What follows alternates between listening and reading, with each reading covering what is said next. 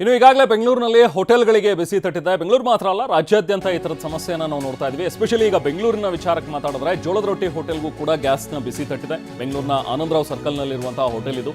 Cylinder ಇರೋ ತನಕ ಅಡುಗೆ ಮಾಡಿ ಸಾಕು, ಖಾಲಿ ಆದ್ಮೇಲೆ ಬಂದ್ ಮಾಡಿ ಅಂತೇಳಿ ಪಾಪ ಮಾಲೀಕರು ಹೇಳ್ಬಿಟ್ಟಿದ್ದಾರೆ. ಇನ್ನೇನು ಮಾಡೋಕ್ಕಾಗಲ್ಲ, ಸಿಚುವೇಶನ್ ಹಂಗಿದೆ. ಸಿಬ್ಬಂದಿಗೆ ಸೂಚನೆ ಕೊಟ್ಟಿದ್ದಾರೆ ಈಗಾಗಲೇ ಹೋಟೆಲ್ ಮಾಲೀಕರು. ದಿನಕ್ಕೆ 400 ಜೋಳದ ರೊಟ್ಟಿ ಮಾಡ್ತಾ ಇದ್ರು ಇವರು ಹೋಟೆಲ್ನವರು. ಇವತ್ತು ಕೇವಲ 200 ರೊಟ್ಟಿ ಮಾಡಿದ್ದಾರೆ. ಸೊ ಹೀಗೆ ಎಲ್ಲ ಕಡೆನೂ ಕೂಡ ಸಮಸ್ಯೆ ಆಗ್ತಾ ಇದೆ. ಬೆಂಗಳೂರಿನಲ್ಲಿ ಅಲ್ಲಲ್ಲಿ ಈಗ ಹೋಟೆಲ್ಗಳು ಬಂದ್ ಮಾಡುವಂಥ ಒಂದು ಪರಿಸ್ಥಿತಿ ಕೂಡ ನಿರ್ಮಾಣವಾಗಿದೆ.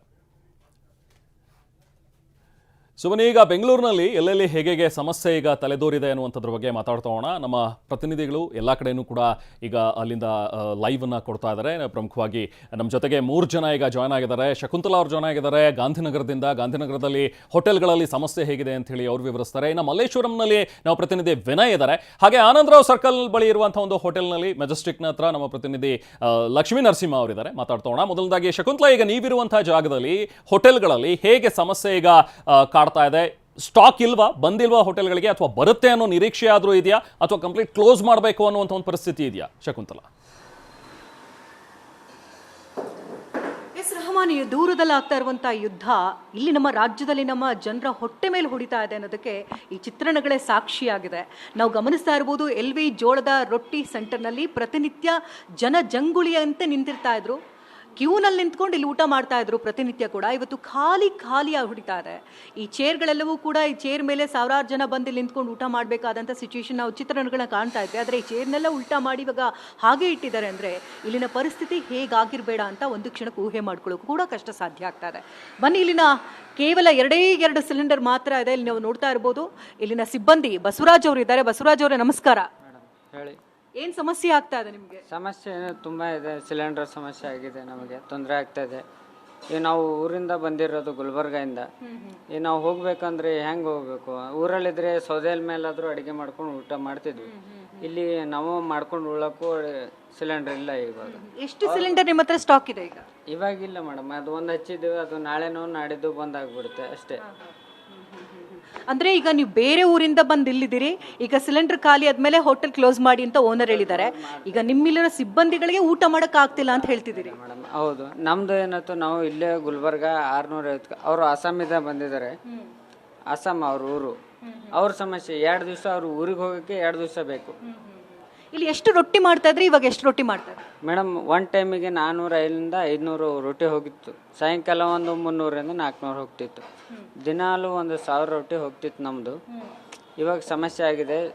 ಅವ್ರು ಬೇಡದೇ ಥರ ಕಸ್ಟಮರಿಗೆ ಕೊಡ್ತಾ ಆಗ್ತಾ ಇಲ್ಲ ನಮಗೆ. ಅಂದ್ರೆ ಜನರು ಬಂದ ಮೇಲೆ ರೊಟ್ಟಿ ಮಾಡೋಣ ಅಂತಿದ್ರಿ? ಹೌದು, ಆ ಥರ ಬಿಸಿ ಕೊಡ್ಬೇಕು ಅನ್ಕೊಂಡಿದ್ದೇವೆ. ಇವಾಗ ನಾವು ಒಂದೇ ಸಲ ಸ್ಟಾಕ್ ಮಾಡ್ಕೊಂಡು ಕೊಟ್ಟರೆ ಅವ್ರಿಗೆ ಸಮಸ್ಯೆ ಆಗ್ತದೆ. ಆ ಥರ ಎಲ್ಲ ಈ ಥರ ಎಲ್ಲ ರೋಸ್ಟ್ ಇಲ್ಲ, ಅದು ಇಲ್ಲ ಅಂತ ಕಸ್ಟಮರು ಕಂಪ್ಲೇಂಟ್ ಮಾಡ್ತಾ ಇದ್ದಾರೆ. ಅದೊಂದು ಸಮಸ್ಯೆ ಆಗಿದೆ ನಮಗೆ. ಈಗ ಊಟದ ಮೆನುನಲ್ಲಿ ಏನೇನು ಇರ್ತಿತ್ತು, ಇವಾಗ ಏನೇನು ಮಾಡ್ತಾ ಇದ್ದೀರಾ? ಇವಾಗ ಒಂದು 2-3 ಐಟಮ್ ಕಡಿಮೆ ಮಾಡಿದೆ ಮೇಡಮ್. ಮೊದಲು ನಾವು 2 ಥರ ರೈಸ್ ಕೊಡ್ತಿದ್ವಿ, ಇವಾಗ ಒಂದೇ ರೈಸ್ ಕೊಡ್ತಾ ಇದ್ದೀವಿ.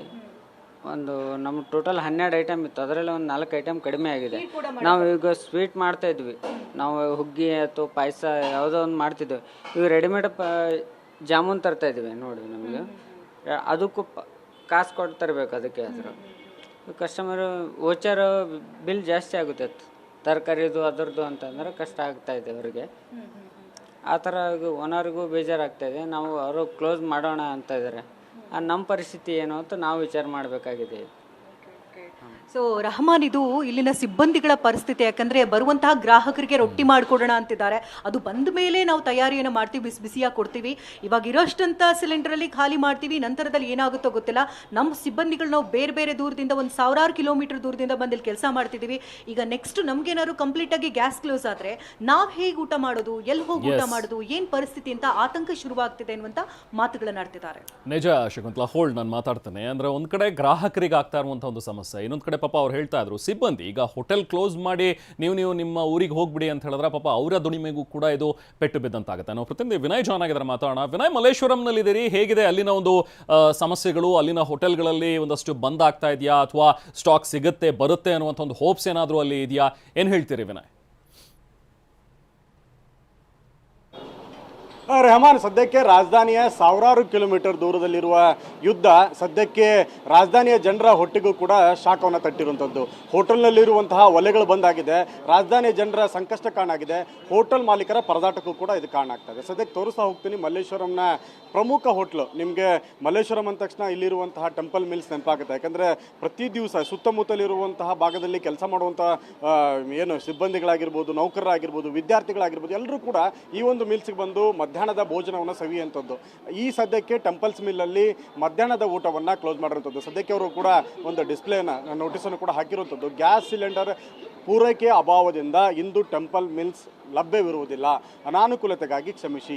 ಈಗಾಗಲೇ ಸಾಕಷ್ಟು ಹೋಟೆಲ್ಗಳಲ್ಲಿ ನಾವು ಇಂಥದ್ದೇ ಒಂದು ಬೋರ್ಡನ್ನು ನೋಡ್ತಾ ಇದ್ದೀವಿ. ಯಾಕೆಂದರೆ ಅವರಿಗೆ LPG ವಾಣಿಜ್ಯ ಅನಿಲ ಸಿಗ್ತಾ ಇಲ್ಲ. ವಾಣಿಜ್ಯ ಅನಿಲ ಸಿಗದೇ ಇರುವ ಹಿನ್ನೆಲೆಯಲ್ಲಿ ಸಾಕಷ್ಟು ಹೋಟ್ಲುಗಳು ಈಗಾಗಲೇ ಮೆನುಗಳನ್ನು ಬಂದ್ ಮಾಡ್ತಾ ಇದ್ದಾರೆ. ಕೆಲವೊಂದಿಷ್ಟು ಹೋಟ್ಲುಗಳು ಬಂದ್ ಆಗಿವೆ, ಮತ್ತಷ್ಟು ಹೋಟ್ಲುಗಳು ಇರುವಂಥದ್ರಲ್ಲಿ ಏನನ್ನಾದರೂ ಕೊಡ್ಬೋದಾ ಅನ್ನೋಂಥದ್ದನ್ನು ಅನುಕೂಲತೆಗೆ ತಕ್ಕ ಹಾಗೆ ಮಾರ್ಪಾಡುಗಳನ್ನು ಕೂಡ ಮಾಡ್ಕೊಳ್ತದೆ. ಸದ್ಯಕ್ಕೆ ಟೆಂಪಲ್ ಮಿಲ್ಲಲ್ಲಿ ನೀವು ಪ್ರತಿ ದಿವಸವೂ ಕೂಡ ವಿಶೇಷವಾದಂತಹ ಖಾದ್ಯದ ಮೀಲ್ ಇರುತ್ತೆ, ಸಾಂಪ್ರದಾಯಿಕವಾಗಿರುವಂತಹ ಊಟವನ್ನು ಅವರು ಕೊಡ್ತಾರೆ. ಇದು ಇಲ್ಲಿ ಈ ಭಾಗದಲ್ಲಿ ತುಂಬ ಫೇಮಸ್ ಆಗಿರುವಂಥ ಊಟ. ಸದ್ಯಕ್ಕೆ ಈ ಭಾಗದಲ್ಲಿರುವಂತಹ ಈ ಒಂದು ಮೀಲ್ಸ್ ಬಂದಾಗಿರುವಂಥದ್ದು. ಯಾಕಂದರೆ ಅವರಿಗೆ ಪ್ರತಿ ದಿವಸವೂ ಕೂಡ ಪೂರೈಕೆ ಆಗಬೇಕಾಗಿರುವಂತಹ LPG ಸಿಲಿಂಡರ್ ಸಿಗ್ತಾ ಇಲ್ಲ. ಹೀಗಾಗಿ ಈ ಮಿಲ್ಲನ್ನೇ, ಮಧ್ಯಾಹ್ನದ ಮಿಲ್ಲನ್ನೇ ಸಂಪೂರ್ಣವಾಗಿ ಅವರು ಬಂದ್ ಮಾಡಿದ್ದಾರೆ. ಕೇವಲ ಇಡ್ಲಿ, ಟೀ, ಕಾಫಿ, ಇದರ ಜೊತೆಗೆ ಏನನ್ನ ಬಿಸಿಬೇಳೆ ಬಾತು, ಶಾವ್ಗಿ ಬಾತು, ಈ ಥರದ ರೈಸ್ ಐಟಮ್ಗಳಿಗೆ ಹೆಚ್ಚು ಒತ್ತನ್ನು ಕೊಟ್ಟು ಆಹಾರವನ್ನು ಗ್ರಾಹಕರಿಗೆ ಕೊಡುವಂತಹ ಕೆಲಸವನ್ನು ಮಾಡ್ತಾ ಇದ್ದಾರೆ. ಯಾಕೆಂದರೆ ಗ್ರಾಹಕರಿಗೆ ಇಲ್ಲಿರುವ ಸಿಬ್ಬಂದಿಗಳನ್ನು ಕೂಡ ಕೆಲಸ ಕೊಡಬೇಕಾಗತ್ತೆ, ಬರುವಂತಹ ಗ್ರಾಹಕರಿಗೂ ಕೂಡ ಅವರು ರುಚಿಯಾದ ಅಡುಗೆ ಕೊಡಬೇಕಾಗತ್ತೆ. ಯಾಕಂದರೆ ವಾಪಸ್ ಕಸ್ಟಮರ್ನ ಕಳಿಸೋದಕ್ಕಾಗೋದಿಲ್ಲ. ಮತ್ತೊಂದು ಕಡೆ ವಾಣಿಜ್ಯ ಸಿಲಿಂಡರ್ಗಳ ಅಭಾವ ದೊಡ್ಡ ಮಟ್ಟದಲ್ಲಿ ಎದುರಾಗಿದೆ. ಹೀಗಾಗಿ ನಿಜಕ್ಕೂ ಕೂಡ ಪರದಾಡುವಂಥ ಸ್ಥಿತಿ ಇದೆ. ಇಲ್ಲಿರುವಂಥ ಮಾಲೀಕರನ್ನ ಮಾತಾಡಿಸ್ತೀನಿ. ಯಾಕಂದರೆ ಪ್ರತಿ ದಿವಸ ಅವರಿಗೆ ನೂರಾರು ಜನರು ಮಧ್ಯಾಹ್ನ ಬರ್ತಾರೆ. ಅದ್ರ ಜೊತೆಗೆ ವಿಶೇಷವಾದ ಕ್ಯಾಂಟ್ರಿಂಗ್ ಕೂಡ ಇವರು ಹೋಟ್ಲಿಂದ ಹೋಗುತ್ತೆ. ಇದನ್ನು ಹೇಗೆ ನಿಭಾಯಿಸ್ತಿದ್ರಿ ಮೇಡಮ್? ಎಷ್ಟು ಸಮಸ್ಯೆ ಆಗ್ತದೆ, ಎಷ್ಟು ಕೊರತೆ ಆಗಿದೆ? ಸರ್, ಗ್ಯಾಸ್ ತುಂಬ ಕೊರತೆ ಆಗಿದೆ ಸರ್. ಅದರಿಂದ ಮೆನುನ ಲಿಮಿಟೆಡ್ ಮೆನು ಅಷ್ಟೇ ಇಟ್ಕೊಂಡಿದ್ದೀವಿ. ಈಗ ಕಾಫಿ ಟೀಗೆ ಎಲೆಕ್ಟ್ರಿಕ್ ಇದು ಮಾಡ್ಕೊಂಡು ಸ್ಟೋವ್ ತೊಗೊಂಡಿದ್ದೀವಿ. ಈಗ ದೋಸೆನೂ ಕೂಡ ಕೊಡ್ತಾ ಇಲ್ಲ, ಮೀಲ್ ಬಂದ್ ಮಾಡಿದ್ದೀರಾ?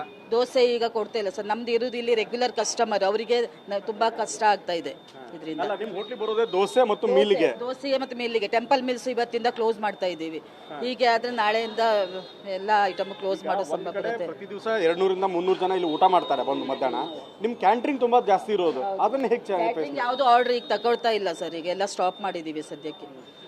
ಏನು ಹೇಳ್ತೀರಿ, ಎಷ್ಟು ಕಷ್ಟ ಆಗ್ತಿದೆ? ತುಂಬ ಕಷ್ಟ ಆಗ್ತಿದೆ ಸರ್. ಸರ್ಕಾರದವರು ಈ ಬಗ್ಗೆ ಯೋಚನೆ ಮಾಡಿ ಬೇಗ ಪ್ರಾಬ್ಲಮ್ ಸಾಲ್ವ್ ಮಾಡ್ಬೇಕಂತ ನಾನು ಕೇಳ್ಕೊಳ್ತೀನಿ. ಬರ್ತಾರ ದೋಸೆ ತಿನ್ನಕ್ ಬಂದಿದ್ವಿ ಬೈಟು ಕಾಫಿಗೆ ಅಂತಾರೆ. ದೂರದಿಂದ ಬರ್ತಾ ಇದ್ದಾರೆ ಸರ್. ಇವತ್ತು ಬೆಳಿಗ್ಗೆ ಸಹ ಬಂದ್ರು, ದೋಸೆ ಇಲ್ಲ, ಎಲ್ಲ ಬೇಜಾರು ಮಾಡ್ಕೊಂಡು ಹೋಗ್ತಿದ್ದಾರೆ. ಬೇರೆ ಯಾವುದಕ್ಕೂ ಅವ್ರು ಸ್ಟ್ರಿಕ್ ಆಗಿಲ್ಲ. ದೋಸೆಗೆ ಎಷ್ಟೋ ಜನ ಸ್ಟ್ರಿಕ್ ಆಗಿದ್ದಾರೆ. ಅವರು ಆ ದೋಸೆಗೋಸ್ಕರನೇ ಬಂದಿರ್ತಾರೆ. ದೋಸೆ ಕೊಡೋಕ್ಕಾಗ್ತಾ ಇಲ್ಲ. ಮೀಲ್ ಕೂಡ ಇಲ್ಲ. ಏನು ಹೇಳ್ತೀರಿ? ಮೀಲ್ಸ್ ಅದನ್ನ ರೆಗ್ಯುಲರ್ ಟೆಂಪಲ್ ಮಿಲ್ಸ್ ನಮ್ಮ ರೆಗ್ಯುಲರ್ ಕಸ್ಟಮರ್ ಇದ್ದಾರೆ. ಅವರಿಗೂ ಸಹ ಇವತ್ತಿಂದ ಊಟ ಕೊಡೋಕ್ಕಾಗ್ತಾ ಇಲ್ಲ, ಕಷ್ಟ ಆಗ್ತದೆ. ಅದರಿಂದ ಮತ್ತೆ ಸಿಬ್ಬಂದಿಗಳು ಅಷ್ಟೇ, ಒಂದು 25 ಮೆಂಬರ್ಸ್ ಇದ್ದಾರೆ ಕೆಲಸಗಾರರು. ಅವರಿಗೂ ಈಗಾದ್ರೆ ಕೆಲಸವೂ ಇರ್ತಾ ಇರಲಿಲ್ಲ, ಅವರಿಗೂ ಕಷ್ಟ ಆಗತ್ತೆ ಸರ್. ಏನಾದರೂ ಒಂದಿಷ್ಟು ರಜೆ ಕೊಡ್ತಾ ಇದ್ದೀರಾ ಸಿಬ್ಬಂದಿ? ಹೌದು, ಈಗ ರಜೆ ಕೆಲವರಿಗೆ ರಜೆ ಬಿಟ್ಟಿದ್ದೀವಿ. ಈಗ ಇದರಿಂದಾಗಿ ಅವರಿಗೂ ಪ್ರಾಬ್ಲಮ್ ಆಗುತ್ತೆ ಸರ್. ಈಗ ಸದ್ಯದ ಸ್ಥಿತಿಯಲ್ಲಿ ಯಾಕಂದ್ರೆ ಪ್ರತಿ ದಿವಸ ಫುಲ್ ಟೈಮ್ ಅಲ್ಲಿ ರನ್ ಆಗುವ ಹೋಟ್ಲು 30% ಇಳಿದಿದೆ. ಕೇವಲ 20-30% ರನ್ ಆಗುವಂತ ಸ್ಥಿತಿಗೆ ಬಂದಿದೆ. ಇಷ್ಟು ದೊಡ್ಡ ಮಟ್ಟದ ಸಮಸ್ಯೆ ರಾಜಧಾನಿಯ ಹೋಟ್ಲ್ಗಳಿಗೆ ತಟ್ಟಿರುವಂತದ್ದು. ರೆಹಮಾನ್, ರೈಟ್, ವಿನಯ್ ಹೋಲ್ಡ್ ಮಾಡಿ, ಮತ್ತೆ ನಾನು ಮಾತಾಡ್ತೀನಿ. ಹಾಗೆ ಲಕ್ಷ್ಮೀ ನರಸಿಂಹ ನಿಮ್ಮ ಜೊತೆಗೆ ನಾನು ಮಾತಾಡ್ತೇನೆ. ಅದಕ್ಕಿಂತ ಮುಂಚೆ ಒಂದು ಅಪ್ಡೇಟ್ ಇದೆ, ನೋಡ್ತಾ ಹೋಗೋಣ. ಈಗ ಯುದ್ಧದ ವಿಚಾರಕ್ಕೆ ಬಂದರೆ, ಯುದ್ಧ ನಮ್ಮ ಹೋಟೆಲ್ಗಳ ಮೇಲೂ ಕೂಡ ಹೇಗೆ ಪರಿಣಾಮ ಬೀರಿದೆ ಅನ್ನುವಂಥದ್ದನ್ನು ನೋಡ್ತಾ ಇದ್ವಿ. ನೋಡಿ, ಹೆಸರಾಂತ ಕನಿಷ್ಕ ಹೋಟೆಲ್ ಏನಿದೆಯಲ್ಲ, ಸೊ ಬೆಂಗಳೂರಿನ ಮೆಜೆಸ್ಟಿಕ್ನಲ್ಲಿರುವಂತಹ ಒಂದು ಹೆಸರಾಂತ ಹೋಟೆಲ್ ಇದು. ಸದ್ಯ ಒಂದೇ ಒಂದು ಸಿಲಿಂಡರ್ ಬಳಕೆ ಮಾಡ್ತಾ ಇದ್ದಾರೆ ಈಗ ಅಲ್ಲಿರುವಂತಹ ಸಿಬ್ಬಂದಿ. ಸಿಲಿಂಡರ್ಗೆ ದುಪ್ಪಟ್ಟು ಹಣ ಕೇಳ್ತಾ ಇದ್ದಾರಂತೆ. ಬ್ಲಾಕ್ನಲ್ಲಿ ಮಾರಾಟ ಆಗ್ತಾ ಇದೆ ಈಗ ಸಿಲಿಂಡರ್ಗಳು. ಸೊ ಸಿಲಿಂಡರ್ ಬರದೇ ಇದ್ರೆ ಈಗ ಸಂಜೆ ವೇಳೆಗೆ ಹೋಟೆಲ್ ಬಂದ್ ಮಾಡಬೇಕಾಗುತ್ತೆ ಅನ್ನುವಂಥ ಒಂದು ಪರಿಸ್ಥಿತಿ ಇಲ್ಲೂ ಕೂಡ ಈಗ ನಿರ್ಮಾಣವಾಗಿದೆ. ಎಸ್ ಲಕ್ಷ್ಮೀ ನರಸಿಂಹ, ಈಗ ನೀವಿರುವಂಥ ಒಂದು ಕನಿಷ್ಕ ಹೋಟೆಲ್ ಎಲ್ರಿಗೂ ಕೂಡ ಚಿರಪರಿಚಿತ. ಈಗ ಮೆಜೆಸ್ಟಿಕ್ ಭಾಗಕ್ಕೆ ಬಂದರೆ ತುಂಬ ಜನ ಈ ಹೋಟೆಲ್ ಮೇಲೆ ಅವಲಂಬಿತರಾಗಿದ್ದಾರೆ. ಈಗ ಅಲ್ಲಿ ಪರಿಸ್ಥಿತಿ ಹೇಗಿದೆ? ಹಾಗೆ ಬ್ಲಾಕ್ನಲ್ಲಿ ಮಾರಾಟ ಮಾಡ್ತಾ ಇದ್ದಾರೆ, ದುಪ್ಪಟ್ಟು ಹಣ ಕೇಳ್ತಾ ಇದ್ದಾರೆ ಅನ್ನುವಂಥದ್ದು ಇನ್ನೊಂದು ರೀತಿಯ ಸಮಸ್ಯೆ ಈಗ ಕಾಡ್ತಾ ಇರುವಂಥದ್ದು. ಲಕ್ಷ್ಮಿ, ರೆಹಮಾನ್, ಈಗಾಗಲೇ ಬೆಂಗಳೂರಿನ ಬಹುತೇಕ ಹೋಟೆಲ್ ಮತ್ತು ರೆಸ್ಟೋರೆಂಟ್ಗಳಲ್ಲಿ ಅತೀವವಾದ ಸಿಲಿಂಡರ್ನ ಒಂದು ಕೊರತೆ ಉಂಟಾಗಿದೆ. ಹೀಗಾಗಿ ಇದ್ದಂಥ ಸಿಲಿಂಡರ್ಗಳಲ್ಲೇ ಇವತ್ತಿನ ಅಡುಗೆ ಮಾಡಿ ಇವತ್ತಿನ ಕಾರ್ಯಾಚರಣೆಗೆ ವ್ಯವಸ್ಥೆ ಮಾಡ್ಕೊಂಡಿದ್ದಾರೆ. ಬಟ್ ಆದರೆ ಮುಂದಕ್ಕೆ ಏನು ಮಾಡೋದು ಅನ್ನೋದು ಗೊತ್ತಿಲ್ಲ. ಯಾಕಂದರೆ ಈಗಾಗಲೇ ಬುಕ್ ಮಾಡೋಕ್ಕಾಗ್ತಾ ಇಲ್ಲ. ಬುಕ್ ಮಾಡಿದ್ರು ದುಪ್ಪಟ್ಟು 3 ಪಟ್ಟು ಎಕ್ಸ್ಟ್ರಾ ಕೇಳ್ತಾ ಇದ್ದಾರೆ. ಅದು ಸಿಗುತ್ತೆ ಅಲ್ವೋ ಗೊತ್ತಿಲ್ಲ. ಈ ರೀತಿಯಾಗಿ ತಗೊಂಡು ಏನು ಮಾಡೋದು ಅಂತಕ್ಕಂಥ ಒಂದು ಚಿಂತೆಯಲ್ಲೂ ಕೂಡ ತೊಡಗಿದ್ದಾರೆ. ಸದ್ಯಕ್ಕೆ ಬೆಂಗಳೂರಿನ ಹೆಸರಾಂತ ಹೋಟೆಲು ಗಾಂಧಿನಗರ ಮೆಜೆಸ್ಟಿಕ್ನ ಇರತಕ್ಕಂಥ ಕಾನಿಷ್ಕಾ ಹೋಟೆಲ್ ನೋಡ್ತಾ ಇದ್ದೀರಿ. ಈಗಾಗಲೇ ಸಾಕಷ್ಟು ಗಣ್ಯರು, ಜನಸಾಮಾನ್ಯರು, ಪ್ರೊಟೆಸ್ಟ್ ಬರ್ತಕ್ಕಂಥವ್ರು ಎಲ್ಲರೂ ಕೂಡ ಇದೇ ಹೋಟೆಲ್ನ ಡಿಪೆಂಡ್ ಆಗಿರ್ತಾರೆ.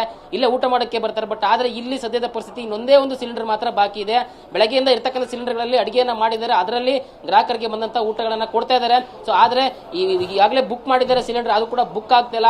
ಏನು 19 kg 21 kg ಸಿಲಿಂಡರು 1600 ರೂಪಾಯಿ, 1700 ರೂಪಾಯಿ, ಅದು 3600 4000ವರೆಗೂ ಕೂಡ ಬೆಲೆ ಮಾಡ್ತಾ ಇದ್ದಾರೆ. ಬಟ್ ಅದು ಬುಕ್ ಮಾಡಿದ್ರು ಕೂಡ ಸಿಗ್ತಾ ಇಲ್ಲ. ಹೀಗಾಗಿ ಮುಂದಕ್ಕೆ ಏನು ಮಾಡೋದು ಗೊತ್ತಾಗ್ತಾ ಇಲ್ಲ. ಒಂದಷ್ಟು ಮೆನು ಇರ್ತಕ್ಕಂಥ ಐಟಮ್ಸ್ ಕೂಡ ಕಡಿಮೆ ಮಾಡಿದ್ದೀರಿ, ಅಷ್ಟು ಕೂಡ ಕೊಡೋಕ್ಕಾಗ್ತಾ ಇಲ್ಲ. ಸೊ ಹೀಗಾಗಿ ನಮಗೆ ಬೇರೆ ದಾರಿ ಇಲ್ಲ ಅಂತಕ್ಕಂಥ ಮಾತನ್ನು ಕೂಡ ಹೇಳ್ತಾ ಇದ್ದಾರೆ. ಗ್ರಾಹಕರು ಕೂಡ ಏನು ಇರ್ತಕ್ಕಂಥ ಒಂದು ವ್ಯವಸ್ಥೆಯಲ್ಲೇ ಊಟವನ್ನು ಮಾಡ್ಕೊಂಡು ಹೋಗ್ತಾ ಇದ್ದಾರೆ. ಇನ್ನೇನು ಬುಕ್ ಆಗಿರ್ತಕ್ಕಂಥ ಒಂದು ಸಿಲಿಂಡರ್ ಬರದೇ ಹೋದ್ರೆ ನಾವು ಸಂಜೆ ಒಳಗಡೆ ಕಾನಿಷ್ಕಾ ಹೋಟೆಲ್ ಅನ್ನ ಕ್ಲೋಸ್ ಮಾಡ್ತೀವಿ ಅಂತಕ್ಕಂಥ ಒಂದು ಮಾಹಿತಿಯನ್ನು ಕೂಡ ಈಗಾಗಲೇ ಹೋಟೆಲ್ನ ಮಾಲೀಕರು ಹೇಳ್ತಾ ಇದ್ದಾರೆ. ಒಟ್ಟಾರೆ ಬೆಂಗಳೂರಿನ ಮೆಜೆಸ್ಟಿಕ್ನ ಕಾನಿಷ್ಕಾ ಹೋಟ್ಲು ಕೂಡ ಈ ತರ ಒಂದು ಅಭಾವವನ್ನ ಎದುರಿಸ್ತಾ ಈ ರೀತಿ ಸಫರ್ ಆಗ್ತಾ ಇದೆ. ಸೊ ಇನ್ನಾದ್ರೂ ಕೂಡ ಇವರಿಗೆ ಸಮರ್ಪಕವಾಗಿ ಗ್ಯಾಸ್ ಸಿಲಿಂಡರ್ ಪೂರೈಕೆ ಆಗುತ್ತಾ ಅಂತಕ್ಕಂಥದ್ದನ್ನ ಕಾದು ನೋಡಬೇಕಾಗಿದೆ. ಇನ್ನು ಕಾನಿಷ್ಕಾ ಹೋಟೆಲ್ನ ಮಾಲೀಕರು ದಿನೇಶ್ ಶೆಟ್ಟಿ ನನ್ನ ಜೊತೆ ಅದು ಮಾತಾಡ್ತಾ ಹೋಗ್ತೀನಿ. ಸರ್, ಈಗಾಗಲೇ ಅಭಾವ ಉಂಟಾಗಿರೋದು ಗೊತ್ತಾಗಿದೆ. ಸೊ ನಮ್ಮ ಕಡೆ ಇನ್ನೊಂದೇ ಒಂದಿದೆ ಅಂತ, ಖಾಲಿ ಆದ್ಮೇಲೆ ಮುಚ್ಚಿಸಿರಿ ಅಂತಕ್ಕಂಥ ಮಾತನ್ನು ಹೇಳ್ತಾ ಇದ್ದಾರೆ. ಮುಂದಕ್ಕೆ ಪರಿಸ್ಥಿತಿ ಹೇಗಾಗ್ಬೋದು ಅಂತ ಈಗ ನಾವು ಹೇಳಿದೀವಿ, ಸಿಲಿಂಡರ್ 1-2 ಕೊಡ್ತೀನಿ ಅಂತ ಹೇಳಿದ್ದಾರೆ ನಮ್ಮ ರೆಗ್ಯುಲರ್ ಕೊಡುವರು. ಕೊಟ್ಟರೆ ಏನಾದ್ರು ಮುಂದುವರಿಸಬಹುದು, ಇಲ್ಲ ಅಂದ್ರೆ ಬಂದ್ ಮಾಡಬೇಕಾಗುತ್ತೆ. ಬೇರೆ ಆಪ್ಷನ್ ಇಲ್ಲ ನಮ್ಮ ಹತ್ರ. ತುಂಬ 3-4 ದಿವಸ ಸಿಲಿಂಡರ್ಗಳು ಬರ್ತಾ ಇಲ್ಲಲ್ಲ, ತುಂಬ ಪ್ರಾಬ್ಲಮ್ ಆಗ್ತಾ ಇದೆ. ಒಂದು 4-5 ದಿವಸ ಆಯ್ತು. ಈಗ 2 ಅದರಲ್ಲೇ ಅಡ್ಜಸ್ಟ್ ಮಾಡ್ಕೊಂಡು ಕೆಲ ಐಟಮ್ಗಳನ್ನ ಬಂದ್ ಮಾಡ್ತಿದ್ದೀವಿ, ಕೊಡ್ತಾ ಇಲ್ಲ. ಮತ್ತೆ ಇಲ್ಲಿ ಫ್ರೀಡಮ್ ರಾಕೆಟ್ ಸ್ಟ್ರೈಕ್. ದಿನಕ್ಕೆ ಎಷ್ಟು ಸಿಲಿಂಡರ್ಗಳನ್ನ ಬಳಕೆ ಮಾಡ್ತಾ ಇದ್ರಿ? ಸೊ ಎಷ್ಟು ರೇಟ್ ಇತ್ತು, ಈಗ ಎಷ್ಟು ರೇಟ್ ಇದೆ, ಎಷ್ಟು ಮಾರಾಟ ಆಗ್ತಾ ಇದೆ ಅಂತ? ಈಗ ನಮಗೆ ಡೈಲಿ 3-4 ಇಲ್ಲ ಅಂದ್ರೆ 5 ಸಿಲಿಂಡರ್ ಬೇಕಾಗುತ್ತೆ. ಇವಾಗ ನಮಗೆ ಆ ಸಿಲಿಂಡರ್ ಶಾರ್ಟ್ ಆಗ್ತದೆ ತುಂಬ. ಅದನ್ನ ಅಡ್ಜಸ್ಟ್ಮೆಂಟ್ ಮಾಡೋದು ನಮಗೆ ತುಂಬ ಕಷ್ಟ. ಈಗ ಸ್ವಲ್ಪ ಕೆಲವು ಐಟಮಿಗೆ ನಾವು ಈ ಲೆವ್ ಐಟಮ್ ಕೊಡುವ ಇದನ್ನೆಲ್ಲ ನಿಲ್ಲಿಸ್ಬಿಟ್ಟು regular south item, north item ಇವತ್ತಿಂದ ಮತ್ತೆ ಶುರು ಮಾಡಿದ್ದೀವಿ. ನಿನ್ನೆ ಒಂದು ದಿವಸ ಸ್ಟಾಪ್ ಮಾಡಿದ್ದೀನಿ, ಇವತ್ತು ಮತ್ತೆ ವಾಪಸ್ ಕೊಡ್ತಾ ಇದ್ದೀನಿ. ಬೆಂಗಳೂರಿಗೆ ಬರ್ತಕ್ಕಂಥ ಗ್ರಾಹಕರು ಅಥವಾ ಪ್ರಯಾಣಿಕರು ಖಾಲಿ ಹೋಟೆಲ್ ಹೋಗ್ಬೇಕಾಗುತ್ತೆ. ಯಾಕಂದ್ರೆ ಈ ರೀತಿ ದೊಡ್ಡ ದೊಡ್ಡ ಹೋಟೆಲ್ಗಳು ಮುಚ್ಚೋದ್ರೆ ಅವರಿಗೆ ಬೇರೆ ದಾರಿ ಇಲ್ಲ. ಸೊ ಗ್ರಾಹಕರನ್ನ ವಾಪಸ್ ಕಳಿಸಬೇಕಾಗುತ್ತೆ. ಕಾನಿಷ್ಕಾ ಹೋಟೆಲ್ ಕೂಡ ಅದೇ ಪರಿಸ್ಥಿತಿ ಇದೆ. ಮುಂದಕ್ಕೆ ಕಾದ್ ನೋಡ್ಬೇಕು ಏನಾಗುತ್ತೆ ಅಂತ.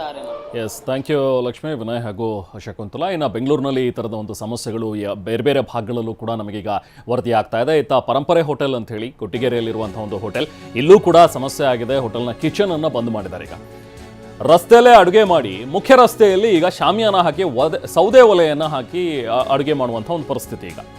ಯಾಕೆಂದರೆ ಪಾಪ ಇದನ್ನು ನಂಬ್ಕೊಟ್ಟಿರುವಂಥ ಸಾಕಷ್ಟು ಜನ ಗ್ರಾಹಕರಿದ್ದಾರೆ. ಅವ್ರಿಗೆಲ್ರಿಗೂ ಕೂಡ ಈಗ ಅಡುಗೆನ ಮಾಡಿಕೊಡ್ಬೇಕು. ಜೊತೆಗೆ ಅಲ್ಲಿರುವಂಥ ಸಿಬ್ಬಂದಿ ಪಾಪ ಅವರು ಅಲ್ಲೇ ಇರ್ತಾರೆ, ಅವರು ಅದೇ ಊಟವನ್ನು ನೆಂಚ್ಕೊಂಡಿರ್ತಾರೆ. ಸೊ ಹಾಗಾಗಿ ಅವ್ರಿಗೆಲ್ರಿಗೂ ಕೂಡ ಆಗಬೇಕು ಅನ್ನೋ ರೀತಿ ನಿಟ್ಟಿನಲ್ಲಿ ಒಂದು ಶಾಮಿಯಾನ ಹಾಕಿಬಿಟ್ಟು ಸೊ ಅಲ್ಲೇ ಒಂದು ಕೃತಕವಾದಂಥ ಒಂದು ವ್ಯವಸ್ಥೆಗಳನ್ನು ಮಾಡ್ಕೊಂಡಿದ್ದಾರೆ. ಒಂದು ಒಲೆ ಹಾಕ್ಕೊಂಡು, ಸೌದೆ ಒಲೆ, ಅದ್ರ ಮೇಲೇ ನೋಡಿ ಈಗ ಅಡುಗೆ ಮಾಡುವಂಥ ಒಂದು ಪರಿಸ್ಥಿತಿ ಇದು. ಬನ್ನೇರುಘಟ್ಟ ಸಮೀಪ ಇರುವಂಥ ಗೊಟ್ಟಿಗೆರೆಯಲ್ಲಿ ಸೌದೆ ಒಲೆ ಈಗ ಎಲ್ಲ ಕಡೆ ನಾವು ಈಗ ಇದೊಂದೇ ಹೋಟೆಲ್ ಅಂತ ಅಲ್ಲ, ಬೇರೆ ಬೇರೆ ಕಡೆನೂ ಕೂಡ ಈಗ 3 ಸ್ಟಾರ್ ಹೋಟೆಲ್ನಲ್ಲೇ ಹಿಂಗೆ ಸೌದೆ ಒಲೆಯಲ್ಲಿ ಅಡುಗೆ ಮಾಡಿದ್ದನ್ನು ನೋಡಿದ್ವಿ. ಈಗ ಬೇರೆ ಇನ್ನೇನು ಆಪ್ಷನ್ ಇಲ್ಲ ನಮಗೆ. ಈ ಥರ ಸೌದೆ ಒಲೆಗಳನ್ನು ಮಾಡಿಕೊಂಡು ಅಡುಗೆ ಮಾಡಿ ಕಮ್ಮಿ ಐಟಮ್ಗಳನ್ನು ಇಟ್ಕೊಂಡು ಅದನ್ನು ನಿಭಾಯಿಸಬೇಕು. ಇಲ್ಲ ಅಂತ ಹೇಳಿದ್ರೆ ಕಂಪ್ಲೀಟಾಗಿ ಬಂದ್ ಮಾಡಬೇಕಾಗತ್ತೆ. ಸೊ ಇದು ಸದ್ಯಕ್ಕೆ ಒಂದು ಪರಿಸ್ಥಿತಿ. ನಮ್ಮ ಪ್ರತಿನಿಧಿ ನಟರಾಜ್ ಅಲ್ಲಿಂದ ಒಂದು ಪ್ರತ್ಯಕ್ಷ ವರದಿ ನೀಡಿದ್ದಾರೆ, ಬನ್ನಿ ನೋಡೋಣ. ನೀವು ನೋಡ್ತಾ ಇರೋ ದೃಶ್ಯದಲ್ಲಿ ನಾನೇನಾದ್ರೂ ಮದುವೆ ಮನೆ ಅಡುಗೆ ಸಂಭ್ರಮದಲ್ಲಿದ್ದೀನ ಅಂತ ನೋಡ್ತಾ ಇದ್ದೀರಾ? ಅಲ್ವೇ ಅಲ್ಲ. ಯಾಕಂತಂದ್ರೆ ಸದ್ಯ ನಾನಿವಾಗ ಬೆಂಗಳೂರಿನ JP ನಗರ ಸಮೀಪದ ಕೊಟ್ಟಿಗೆರೆ ಹಳ್ಳಿ ಹತ್ರ ಇದ್ದೀನಿ. ಇಲ್ಲಿ ಗಮನಿಸ್ತಾ ಹೋಗ್ಬೋದು, ಇಲ್ಲಿ ಯಾವುದೇ ರೀತಿಯಾದಂಥ ಹೋಟೆಲ್ನಲ್ಲಿ ಸಿಲಿಂಡರ್ ಸಿಗದ ಕಾರಣ ರಸ್ತೆಯಲ್ಲೇ ಶಾಮಿಯಾನ ಹಾಕಿ ಅಡುಗೆ ಮಾಡ್ತಿರುವಂಥದ್ದು ನಮಗೆ ಕಂಡು ಬರ್ತಾ ಇದೆ. ನೋಡ್ಬೋದು, ಇಲ್ಲಿ ಎಲ್ಲರೂ ಕೂಡ ಇಲ್ಲಿ ಅಡುಗೆ ಮಾಡ್ತಾ ಇರತಕ್ಕಂತಹ ಭಟ್ರು ಎಲ್ಲರೂ ಕೂಡ ಅಡುಗೆಯನ್ನ ರಸ್ತೆ ಮೇಲೆ ಮಾಡ್ತಾ ಇರುವಂಥದ್ದು ನಮಗೆ ಕಂಡು ಬರ್ತಾ ಇದೆ. ಮತ್ತೆ ಪ್ರಮುಖವಾಗಿ ಹೇಳಬೇಕು ಅಂತಂದ್ರೆ ಬೆಂಗಳೂರಿನಲ್ಲಿ ಎಲ್ಲೂ ಕೂಡ ಸಿಲಿಂಡರ್ ಸಿಗದ ಪರಿಣಾಮ ಒಳಗಡೆ ಇರ್ತಕ್ಕಂತಹ ಕಿಚನ್ಗಳು ಹೊರಗಡೆ ಬರುವಂತಹ ಪರಿಸ್ಥಿತಿ ಇಲ್ಲಿ ಎದುರಾಗಿದೆ. ಇಲ್ಲೂ ಕೂಡ ಗಮನಿಸ್ತಾ ಹೋಗ್ಬೋದು, ಅಂದ್ರೆ ಒಳಗಡೆ ಇಲ್ಲಿ ಯಾವುದೇ ರೀತಿಯಾದಂತಹ ಅಡುಗೆ ಕಾರ್ಯಗಳು ನಡೀತಾ ಇಲ್ಲ, ಯಾವುದೇ ರೀತಿಯಾದಂತಹ ಸಿಲಿಂಡರ್ ಇವ್ರ ಹತ್ರ ಇಲ್ಲ. ಕಳೆದ 3-4 ದಿನಗಳಿಂದಲೂ ಕೂಡ ಇದೇ ರೀತಿಯಾದಂತಹ ವ್ಯತ್ಯಯ ಆಗ್ತಾ ಇದೆ ಅನ್ನೋ ಕಾರಣಕ್ಕಾಗಿ ಯಾರು ಕೂಡ ಒಳಗಡೆ ಅಡುಗೆ ಮಾಡ್ತಾ ಇಲ್ಲ. ಎಲ್ಲ ಕಿಚನ್ಗಳು ಕಂಪ್ಲೀಟ್ ಆಗಿ ಕ್ಲೋಸ್ ಆಗಿವೆ. ನೋಡ್ಬೋದು, ಒಳಗಡೆ ಕೂಡ ಇಲ್ಲಿ ಕಸ್ಟಮರ್ಸ್ ನಮಗೆ ಕಂಡು ಬರ್ತಾ ಇದ್ದಾರೆ. ಕಸ್ಟಮರ್ ಎಲ್ರಿಗೂ ಕೂಡ ಇಲ್ಲಿ ಸೌದೆ ಒಲೆ ಮೇಲೆ ಅಡುಗೆಯನ್ನ ಮಾಡಿ ಇಲ್ಲಿ ಕೊಡ್ತಾ ಇರುವಂತದ್ದು ನಮಗೆ ಕಂಡು ಬರ್ತಾ ಇದೆ. ಇಡ್ಲಿ, ವಡೆ, ಪಲಾವ್, ಚಿತ್ರಾನ್ನ, ಈ ರೀತಿಯಾದಂತಹ ಖಾದ್ಯಗಳನ್ನ ಎಲ್ಲವನ್ನೂ ಕೂಡ ಇಲ್ಲಿ ಸೌದೆ ಒಲೆಯಲ್ಲೇ ಮಾಡ್ತಾ ಇದ್ದಾರೆ.